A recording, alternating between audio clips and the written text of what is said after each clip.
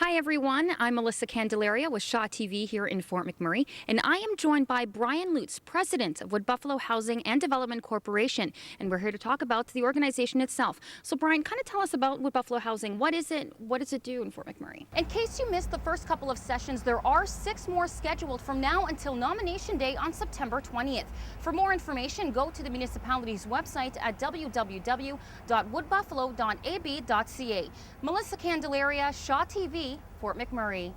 And actually in the My Community, My Voice, I should say, a website, one of the highest issues that they had here in council residents who responded was 42% for teamwork in council chambers. Now, just judging by those graphs from the last time I saw, the residents of Fort McMurray and the Wood Buffalo region believed that there wasn't a lot of teamwork with this current council, and they wanted something fresh and new, that perhaps that maybe they can create a team in this new environment with fresh faces mixed with the old faces, as just you were saying, and hopefully that'll maybe decrease that percentile, and they can see that progression as the 3 years goes on until the next municipal elections.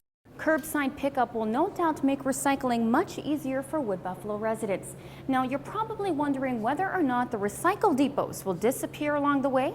Well, the municipality says they're not going anywhere anytime soon, and there may even be room for expansion. Although Abasand and Sapre Creek are the only neighborhoods getting this service for now, the municipality does say they anticipate a full-service curbside recycling program once the pilot project is complete.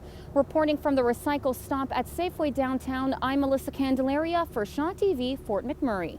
So there you have it, Wood Buffalo. We showed our big spirit and energy, and hopefully this is enough to convince the committee to give us the Western Canada Summer Games in 2015. Reporting from McDonald Island Park, I'm Melissa Candelaria for Shaw TV for McMurray.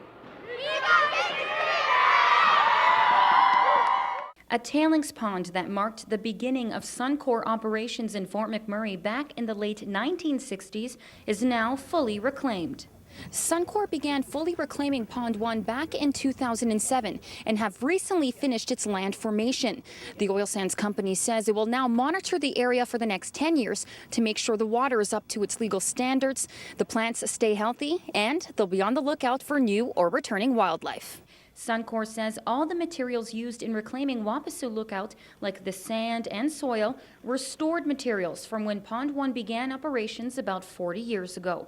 Wetland biologist Christine Daly says the project took a lot of time, expertise, and passion from the reclamation team. Here at Wapasu Lookout, it involved removing tailings water from the surface and taking out some of the softer tailings, the mature fine tailings, and moving them to another pond, and then filling in the remainder of the pond with tailing sand. And then we wanted to think about what we wanted this area to look like in decades to come, and so we designed hills and swales or rivers and wetlands to create a boreal forest and wetlands again on the landscape, because that's what used to be here.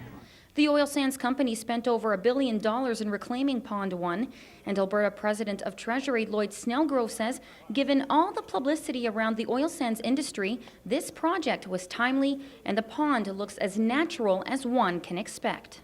I think the Alberta government has watched very carefully. We all learned from this experience, and Suncor is such a willing partner in it, and making sure that we got it right. We know the world is watching, and we've driven by this site now for years and years, 10 years or so, and watched it as it started to progress, and you had to wonder, is it really going to work, or is it going to be kind of something we'll have to plant trees around the outside edge, but they've got it.